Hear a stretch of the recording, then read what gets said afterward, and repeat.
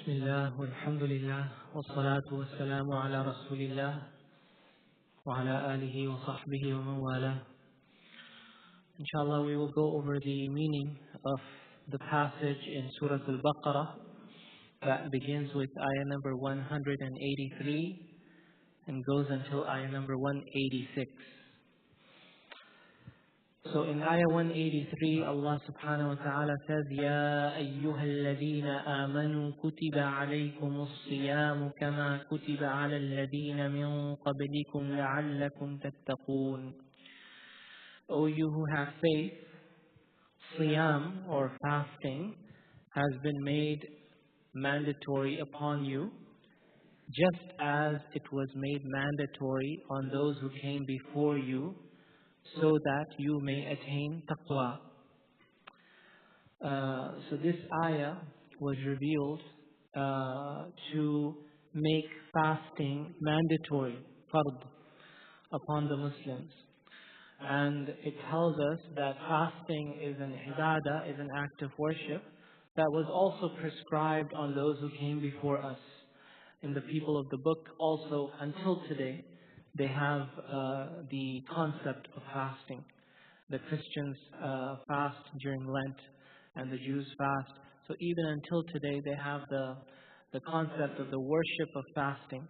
Of course, things have been modified in their religion over time, but Allah Azza wa Jalla is telling us that He prescribed this as an act of worship to those who came before us, and He has prescribed this upon us as well. And the purpose, لَعَلَّكُمْ تَتَّقُونَ, the aim and the goal of fasting is not to put hardship on us. It is not to deprive us from things that our body needs, but it is to help us achieve taqwa. And taqwa is an Arabic word that comes from the root word waqa, yaqi, which means to protect or to guard.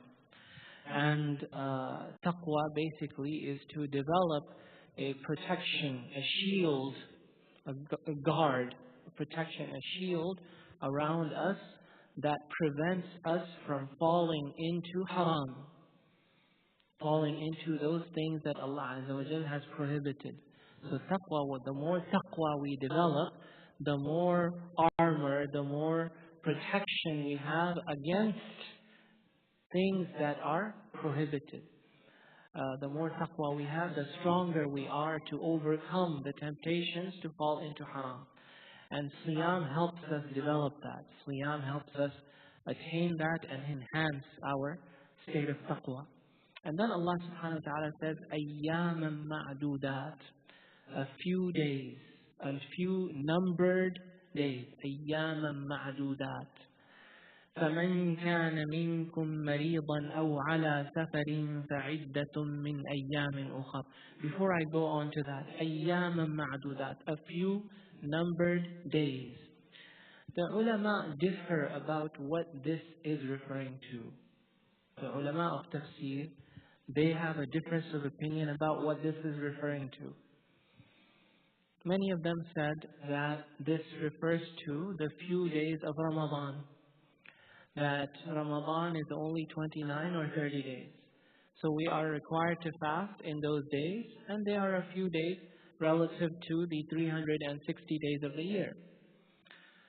But some of the ulama, they said actually this is not referring to Ramadan. This is referring to what?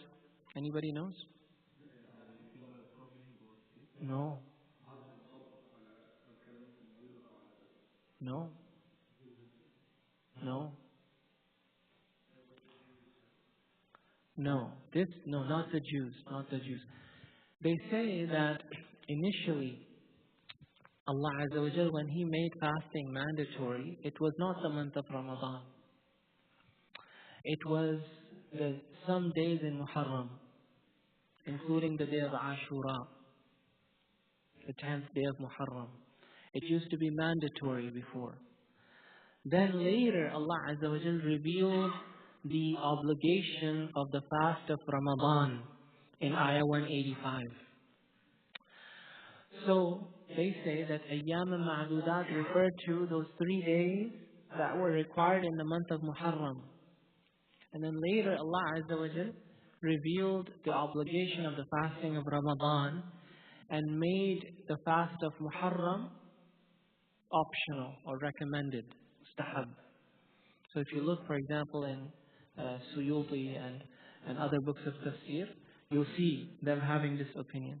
So there are two opinions. One opinion is, no, this is referring to Ramadan.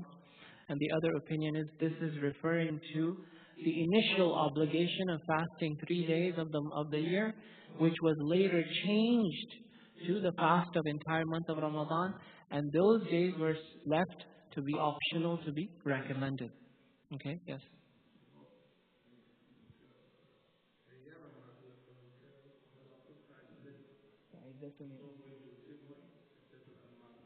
It is going to the same one. So, no. But the question was, ayyam ma'dudat. Which ayyam, which days is it referring to? No. No. Ayyam ma'dudat. Yes, the ones they will miss. Which days? Which days? Which days of the year? No. That's the point. The ones that are not obligated in Ramadan. Because Ramadan has not been mentioned yet.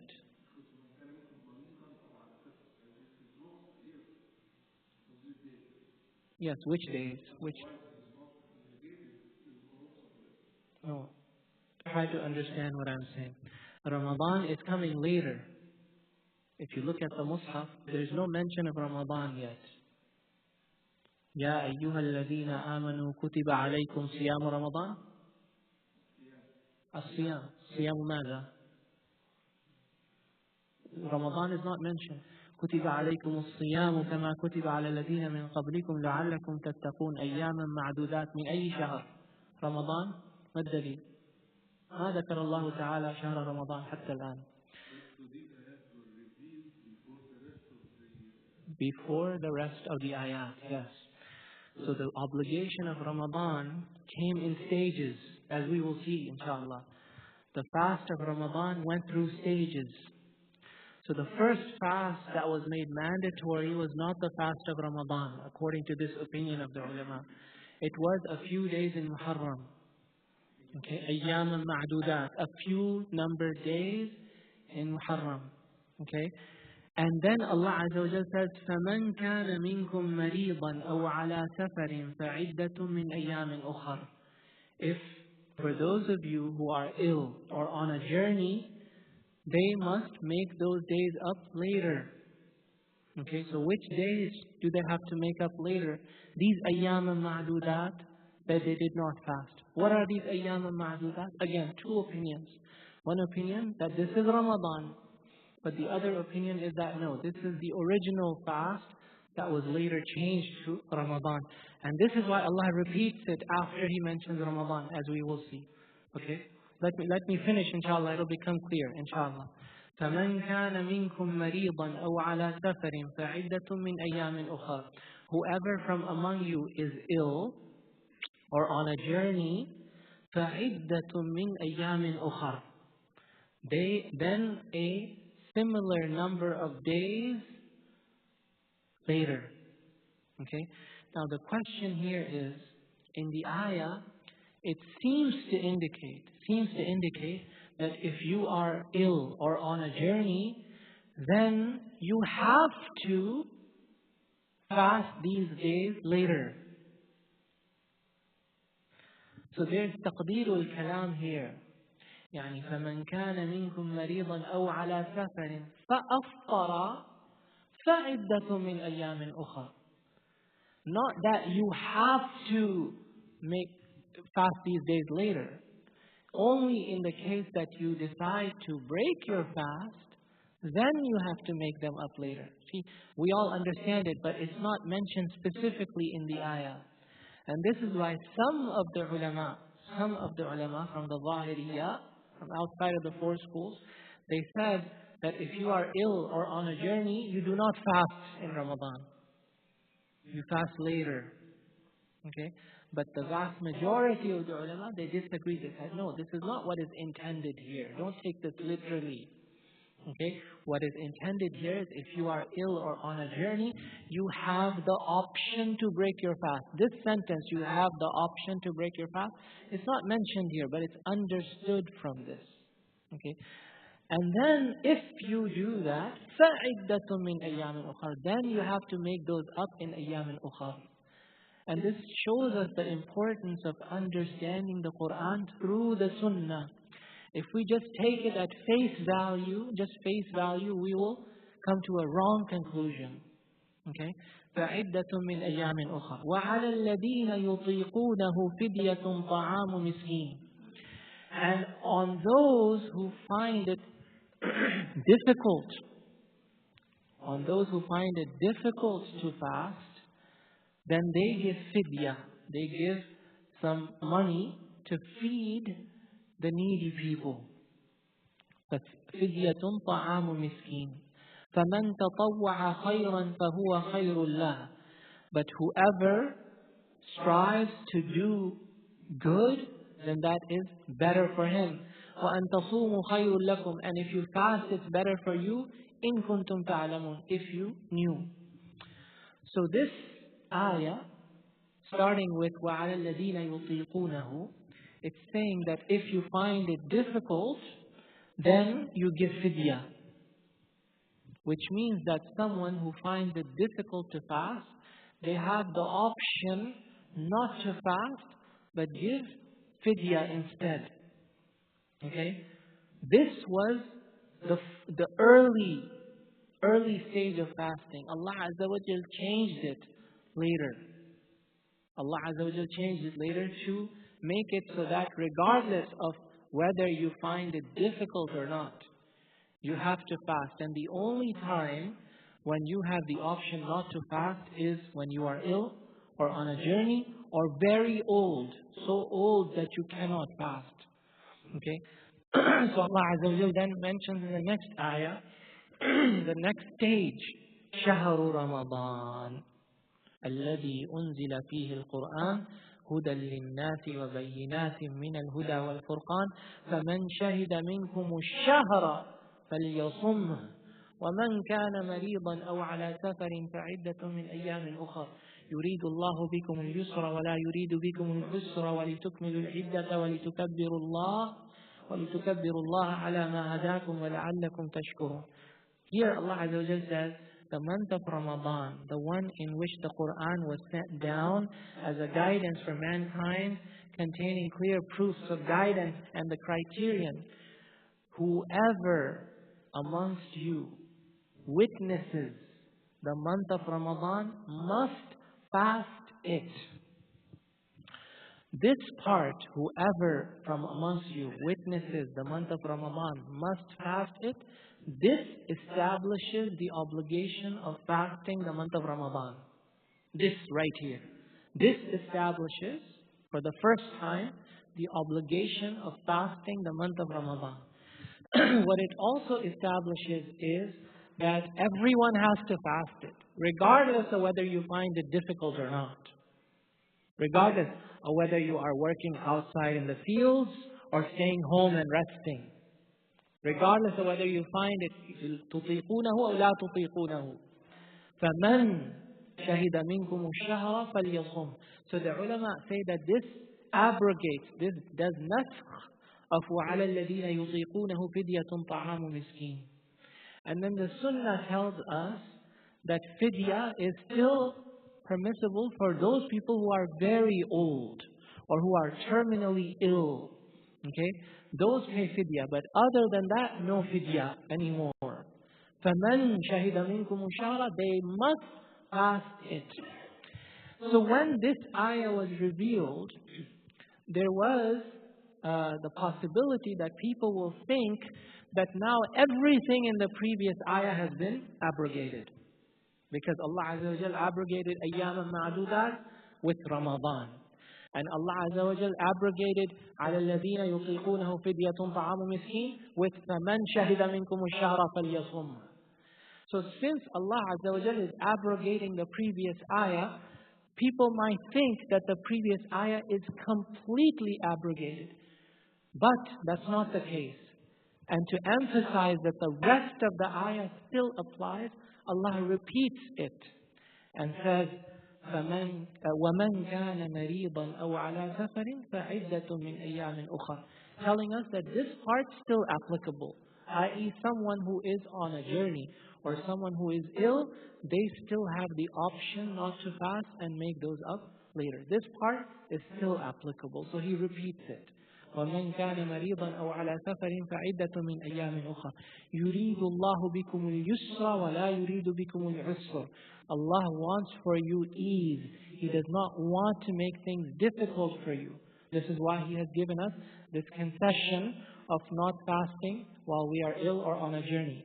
وَلِتُكْمِلُوا الْعِدَّةَ. And Allah wants you to complete the duration of fasting. He wants you to complete the number. So if you're not able to complete it in the month of Ramadan, complete it outside of the month of Ramadan. He wants you to complete that number. وَلِتُكْمِلُوا الْعِدَّةَ وَلِتُكَبِّرُوا اللَّهَ عَلَى مَا هَدَاكُمْ. And He wants you to magnify your Lord, magnify Allah by saying Allahu Akbar, on account of how He has guided you to this act of worship, which brings you benefit in this life and in the hereafter. For having guided you to this, magnify Allah Azza wa Jal by doing takbir. And that's why we do takbirat on the day of Eid. When we finish this obligation of fasting the month of Ramadan, we do takbirat on the day of Eid to fulfill this command of Allah Azza wa Jal. وَلِتُكَبِّرُوا اللَّهَ عَلَى مَا هَدَاكُمْ وَلَعَلَّكُمْ تَشْكُرُونَ. And so that you may be thankful. Allah Azza wa Jal wants us to show gratitude to Him for this ni'mah. And then He says, وَإِذَا سَأَلَكَ عِبَادِي عَنِّي فَإِنِّي قَرِيبٌ. When my servant asks you concerning me, I am close. So, people ask Rasulullah sallallahu alaihi wasallam about what, do they need to be loud in their dua or soft in their dua? And Allah Azza wa Jalla is saying that I am very close. Very close. You don't have to shout to talk to Allah Azza wa Jalla. أُجِيبُ دَعْوَةَ الدَّاعِ إِذَا دَعَانِ. I respond to the call of the one making dua when they make dua. فَلْيَسْتَجِيبُوا لِي. So let them respond to me. وَلْيُؤْمِنُوا بِي. Let them respond to me, i.e. let them do what I told them to do. I respond to you when you make dua. Are you responding to me, Allah Azza wa Jal? It's as if He's saying, I am here to answer your call. Are you answering my call? فَلْيَسْتَجِيبُوا لِي. Let them answer my call. Let them do what I told them to do. فَلْيَسْتَجِيبُوا لِي وَلْيُؤْمِنُوا بِي لَعَلَّهُمْ يَرْشُدُونَ. And let them believe in me if they want to be guided on the straight path. So this ayah is talking about dua. It's talking about dua. وَإِذَا سَأَلَكَ عِبَادِي عَنِّي فَإِنِّي قَرِيبٌ أُجِيبُ دَعْوَةَ الدَّاعِ إِذَا دَعَانِ. And the ulama here have said that, look, Allah Azza wa Jal said, when my servant asks you concerning me, I am very close. He didn't say, tell them I am very close. When my servant asks you concerning me, tell them I am very close. No, He didn't say tell them I'm very close. He said, when my servant asks you concerning me, I am very close. Allah Azza wa Jal Himself wants to respond to this question, not through the Prophet ﷺ. So He's talking to the Prophet ﷺ saying, they're asking you about me, and then it's as if He's telling the Prophet ﷺ, please move to the side. I want to talk directly to the one who's asking this question. Inni qareeb. I am close to you. And this is an indication from Allah Azza wa Jal that He is so close to us that He wants to talk to us directly. Allah is so close to us that we don't need to talk to Him through other people. We don't need a pope to talk to Allah. We don't need a priest to get Allah to forgive our sins. We don't need to go through a rabbi or go through some wasita. We talk to Allah Azza wa Jal directly because He is so close to us. We call upon Him and He answers our call. أُجِيبُ دَعْوَةَ الدَّاعِ إِذَا دَعَانِ. And the fact that Allah Azza wa Jal mentioned this ayah that has nothing to do with fasting. In the middle of the ayat that are talking about fasting. The ayat before are about fasting. The next ayah is about fasting. This ayah has nothing to do with fasting. It's about dua. This is an indication to us that when we are fasting, especially in the month of Ramadan, it's a time to be in dua. It's a time to be in dua of Allah Azza wa Jalla. Allahu Ta'ala alam. صلى الله وسلم وبارك على سيدنا محمد وعلى آله وصحبه أجمعين. Yes.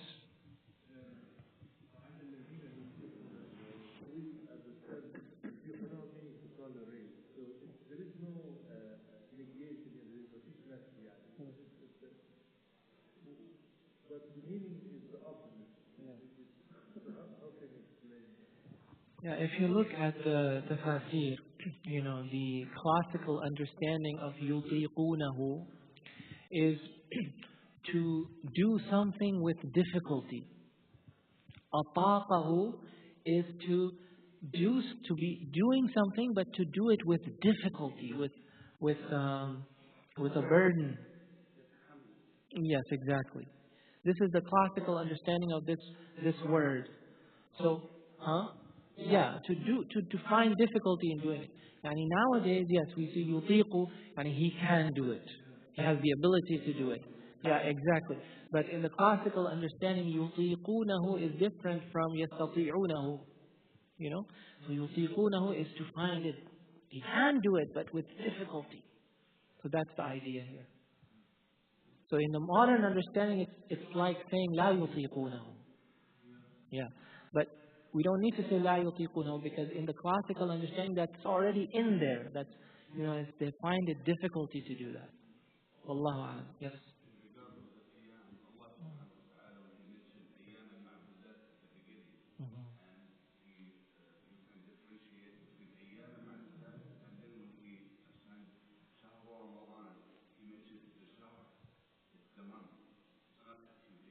That's right.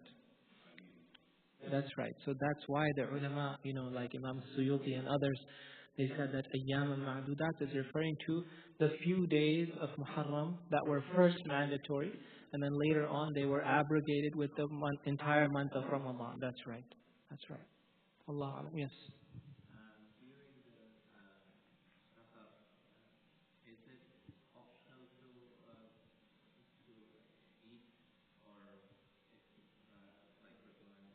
So when you're on a journey in the month of Ramadan, you have the option not to fast.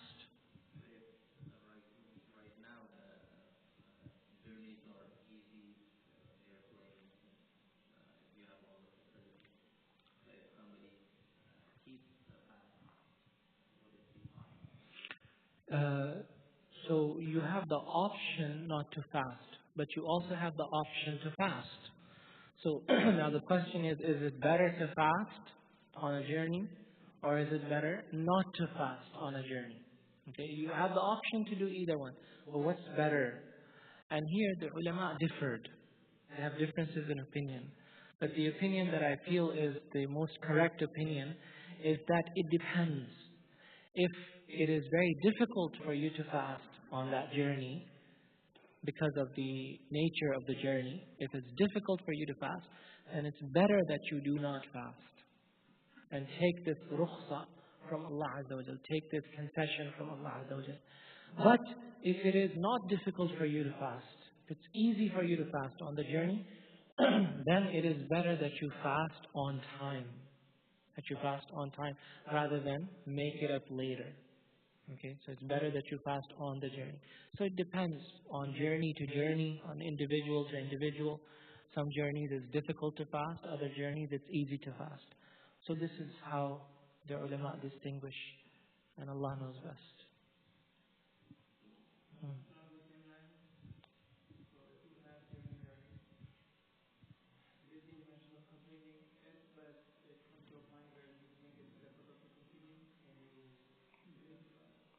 Yeah, so if somebody is fasting in general, if somebody is fasting whether they're resident or on a journey, if they get to a situation where they are fainting from fasting, it's becoming very difficult to complete the fast, and they are afraid that they are going to get sick or they're going to harm themselves if they continue fasting, then they have the rukhsah from Allah Azza wa Jal to break their fast and make it up later, inshallah. والله أعلم. سبحانك اللهم وبحمدك أشهد أن لا إله إلا أنت نستغفرك ونتوب